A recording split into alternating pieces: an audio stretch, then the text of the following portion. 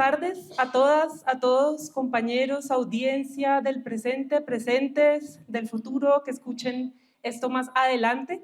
Para mí es un gusto poderme reencontrar con la comunidad de la investigación musical en Bogotá, en Colombia, poder compartir de nuevo con compañeros con quienes estudié en la maestría en musicología de la Universidad Nacional, como Juan Sebastián Trejos, como Joana Vela, que son parte de la organización de este evento.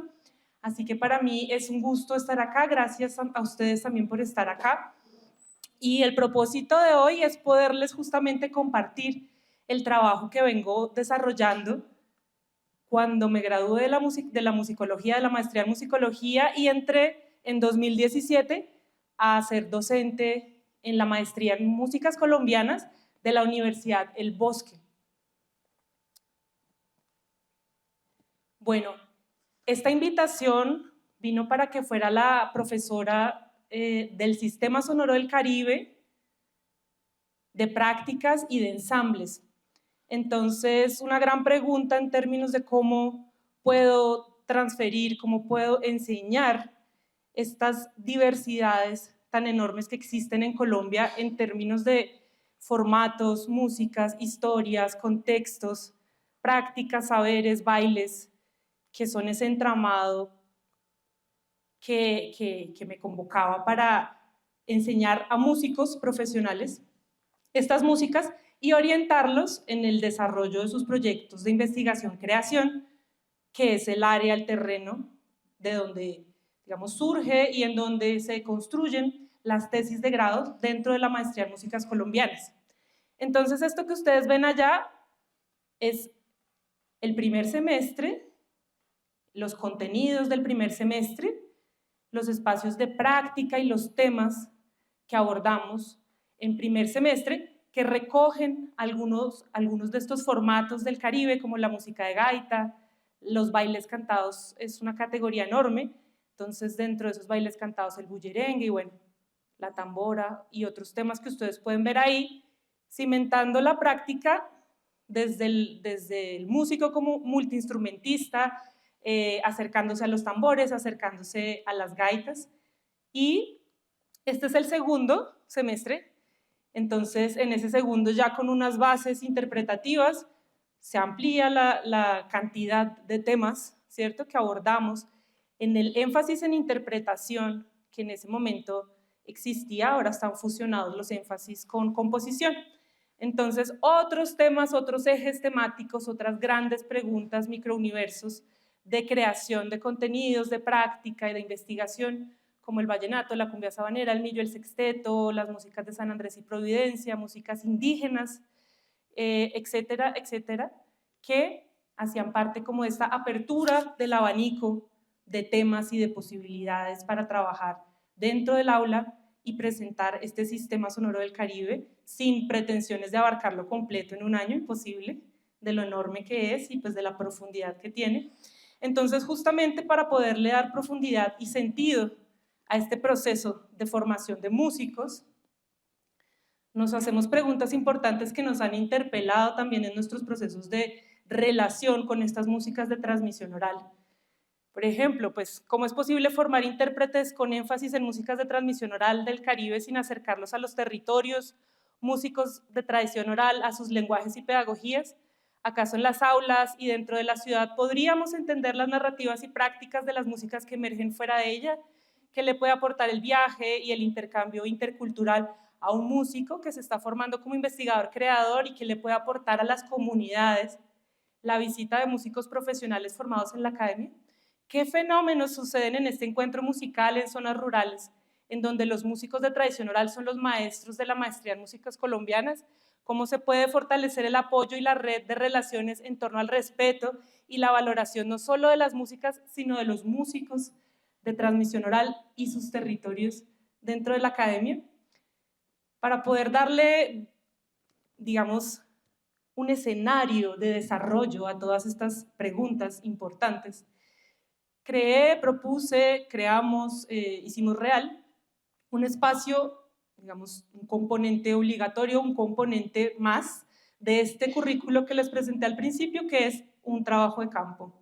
Entonces, este trabajo de campo ha sido el desarrollo de diferentes pasantías de inmersión con diferentes propósitos y en diferentes lugares que quiero compartir hoy con ustedes y también invitarles a que exploren algunos productos más adelante. El primer trabajo de campo, casi que cercano a la apertura, fue en el 2018 y se llamó el bullerengue, un baile cantado colombiano con herencia africana. Este viaje fue planeado junto con Emilsen Pacheco, el músico que ven ahí, bullerenguero referente que es muy importante dentro del bullerengue, baile cantado del Urabá antioqueño, desde Cartagena también hasta el Urabá antioqueño. Hay comunidades que practican y mantienen y sostienen vivo el bullerengue. Entonces, con Emilsen Pacheco creamos las actividades tales como un taller de elaboración del tambor alegre, que es uno de los 2 tambores que protagonizan este formato. También hicimos clases particulares, hicimos clases grupales, espacios de entrevistas, ¿cierto? Ahí estuvimos en el patio de su casa trabajando en San Juan de Urabá y estas experiencias dan profundidad y permiten una noción de contexto más real y más profunda en ese ejercicio de salir y conocer otras realidades de Colombia. La segunda pasantía se llamó La Gaita Negra, Sixto Silgado Paito, gaitero, Islas del Rosario. Sixto Silgado es un maestro gaitero, tiene más de 80 años, vive en Islas del Rosario y es un representante muy importante de la línea de interpretación afrocolombiana de la música de gaita. Estos músicos con los que propuse las pasantías son músicos que yo conozco hace muchos años, más de 20 años atrás. Y con ellos entonces gestamos estos espacios para que los músicos aprendices vinieran y pudieran tener esta experiencia directa con ellos como maestros. Entonces con Sixto, digamos que estas tradiciones vienen siempre de un linaje que se hereda generacionalmente, papá, el hijo, el nieto, son familias y cada municipio casi tiene su estilo interpretativo. Entonces él invitó a sus hijos a participar, a los percusionistas Daniel y al machero Giovanni de su familia, a que hicieran también talleres. Hicimos talleres de tambor alegre, talleres grupales también de tambora y de interpretación del ensamble de las diferentes variantes rítmicas. En este caso el merengue tiene un protagonismo importante. En esa isla también vive un músico que interpreta este instrumento que ustedes ven acá, ahí, el arco de boca, que también es un instrumento afrocolombiano en este caso, pero que viene de una memoria africana, similar o digamos en línea dentro de la diversidad, con los tambores colombianos también, que se gestan en el territorio colombiano, pero que vienen de unas memorias de diferentes pueblos africanos. Entonces, esta fue otra experiencia que tuvimos y de la cual se derivan algunas tesis que ahora quiero compartirles para que conozcan cuáles han sido los resultados de este proceso de laboratorio también, de experimentación y sobre todo de práctica y de intercambio de relaciones, siempre con una brújula ética y con esa pregunta de cómo podemos desde el respeto crear o fortalecer mejor esta red de relaciones y de intercambio. La tercera pasantía, siempre en diálogo con los estudiantes que entran y sus preguntas, entonces no fue centrada en una sola práctica de las que hemos mencionado, sino en 3. La tambora, que es otro baile cantado anclado a las riberas del río Magdalena en la depresión momposina, la flauta de millo, que también existe en la depresión momposina, y la música de banda, esta sí ya en Córdoba y en Manguelito, que es el lugar de este músico que ustedes ven aquí, Juan Carlos Jiménez. Al lado está su abuelo. Él fue el primer músico del territorio que se acercó a Bogotá a hacer la maestría en músicas colombianas y por eso la maestría se acerca a su territorio también para reconocer, aprender y entender mucho mejor el contexto de lo que él investigó, que fue sobre la improvisación del bombardino en el porro paliteado, que está enmarcado en esa tradición que él practica, que es la música de banda, formato pelayero, otro de los formatos de la costa caribe. Y al otro lado pueden ver cómo no solamente nos convocan las prácticas musicales, sino también todo el entorno de saberes que gira en torno a estas prácticas, como por ejemplo la fabricación de instrumentos. Ahí hicimos un taller con Haider Fernández, es el que está de camisa roja, que es hijo de Aurelio Fernández, que es un cañamillero legendario que grabó con Totó la Momposina y giró por toda Europa hasta Rusia con su caña de millo. Ellos nos contaron historias de sus prácticas, de cómo esto llegó a ocupar muchos escenarios, a viajar, ¿cierto? Y también cómo cuidan, incluso siembran la caña y saben elaborar con todo detalle las flautas.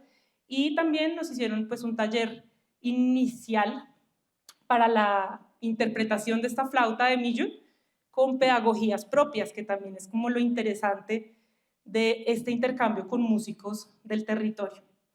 Entonces, después de estas 3 primeras pasantías, ahí les invito a que exploren SQR, y durante la pandemia, que claramente nos presentaba muchos conflictos y se interponía en este proyecto que es presencial, que es de intercambio, que es de construcción social, que es de viaje a territorios, pues bueno, tuvimos la oportunidad de recoger todo este archivo audiovisual que yo había producido acompañando las prácticas de cada una de estos viajes, de estas pasantías, y la maestría en músicas colombianas ganó este premio de investigación, conservación de la Fundación Latin Grammy, y fue el motivo con el cual pudimos postproducir esos 7 documentales que están ahí. Si me puedes llevar a la página, por favor, que se los quiero presentar.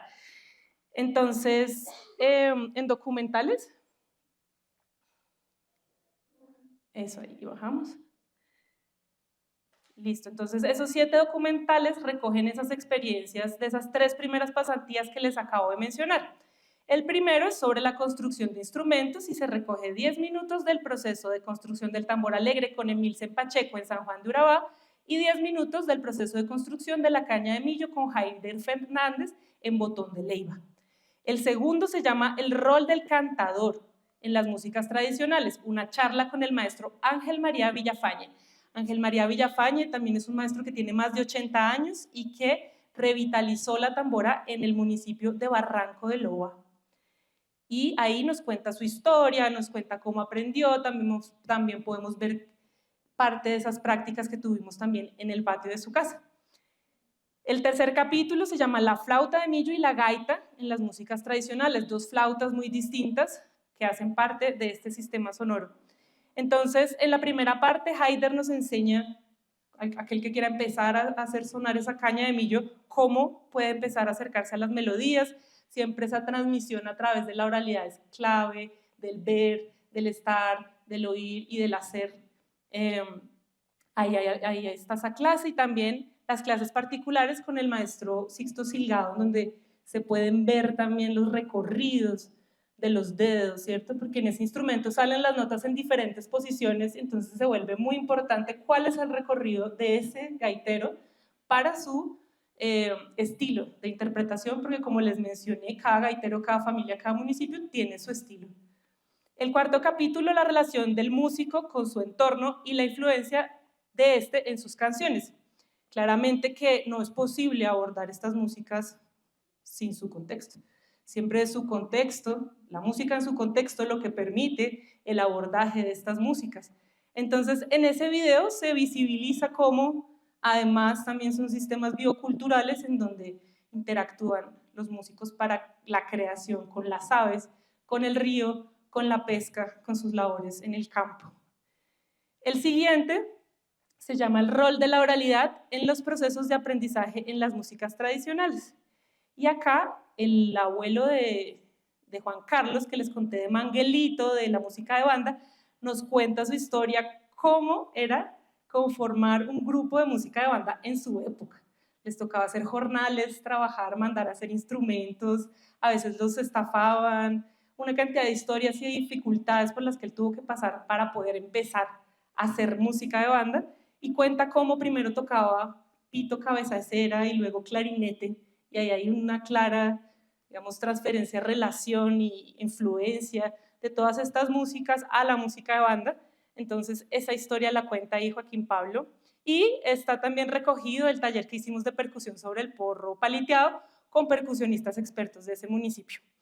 El capítulo 6, que si nos queda tiempo al final de repente vemos un pedacito, lo lúdico en los procesos de aprendizaje en las músicas tradicionales, ahí están los tamboreros directamente enseñando.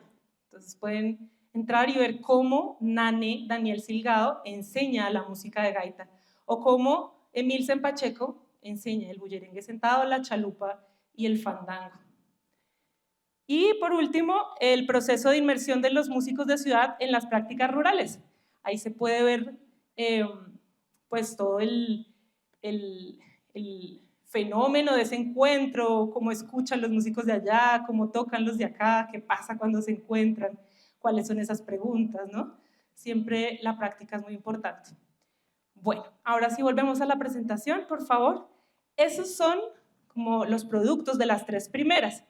Y después de esas 3 primeras y después de la pandemia que nos sentó a reflexionar, entonces también nos preguntamos, aparte del reconocimiento, de la valoración, ¿cierto? Del reconocimiento económico, de esa participación como docentes dentro de la maestría en músicas colombianas, ¿qué otras cosas podemos aportar, ¿cierto? ¿Cuáles son esos intereses también de formación que tienen los jóvenes, por ejemplo, que practican estas músicas en los territorios? Y entonces planteamos una 4ª pasantía en Atillo de Loba con otro cantador de tambora, y esta fue junto con un semillero que él tiene en un municipio cercano, en Altos del Rosario, y hicimos una consulta previa. Ellos, ¿qué les gustaría aprender que nosotros podemos enseñarles, ¿cierto? Porque entonces no era solo atender a nuestros intereses como investigadores, ¿cierto? También es cómo podemos aportar a los intereses de las comunidades como músicos, profesionales, como investigadores. Entonces esa pregunta nos ha servido de pretexto para empezar a entender mejor cómo podemos hacer esto de una manera respetuosa y consultada y digamos, acordada con los maestros, con las comunidades. Entonces fue un trueque de saberes en donde los estudiantes enseñaban lectoescritura por la mañana, porque eso fue lo que nos pidieron, y en la tarde baile, porque los bailes cantados es justamente eso, un concepto indivisible entre la música y el baile, se construye el lenguaje con el baile y la música. Entonces siempre hay clase de baile, en el del bullerengue también había clase de baile, acá también porque es otro baile cantado, y de tambores y de cantos. Esa fue la 4ª pasantía, ya con una pregunta y una acción distinta, ¿no? Cada una trae las curiosidades, los personajes y las apuestas que van surgiendo durante el proceso y que nos hacen también movilizar y dinamizar esas respuestas que empiezan a emerger. Las últimas 2 pasantías fueron proyectos de grabación. Uno en el corregimiento de La Haya, que es cercano al municipio de San Juan de Nepomuceno. Ahorita vamos a ver un mapa como para que ustedes tengan la imagen de todos estos puntos de los que yo he mencionado hoy. Y ese es otro, digamos, otro reto y trae otras preguntas, digamos, en varios términos, ¿no? Ahí, en esta investigación queríamos visibilizar esa importancia de la gaita de San Juan de Nepomuceno y la historia de la música en el corregimiento de La Haya, porque fue un corregimiento afectado seriamente por el conflicto armado en donde se silenció la música de gaita. Entonces, con 2 sobrevivientes y liderado por Freddy Arrieta, que es un maestro gaitero activo, vivo, muy importante, otro de los referentes claves en la música de gaita, del estilo de los Montes de María. Él ubicó estos sobrevivientes como Callejo, que lo pueden ver ahí, y pudimos hacer una recopilación de repertorio y grabar allá. Y en San Juan, estos discos saldrán próximamente. Y otro, muy importante, haciendo profundidad en Zoom, en términos de las variantes de la música de tambora, en donde se ha venido agrupando al chandé, y resultó que el chandé en sí mismo tiene su territorio. Es una práctica, un baile cantado, que tiene sus subvariantes, ¿sí? Sus propias sus propias variantes rítmicas al interior. Entonces estuvimos en el brazo de Monpós, en Tierra Firme, en Talaigua y en San Sebastián, intercambiando con grupos, y esta tesis liderada por María José Suárez, que es momposina y que está actualmente como siendo sucesora del legado de Totó la Momposina.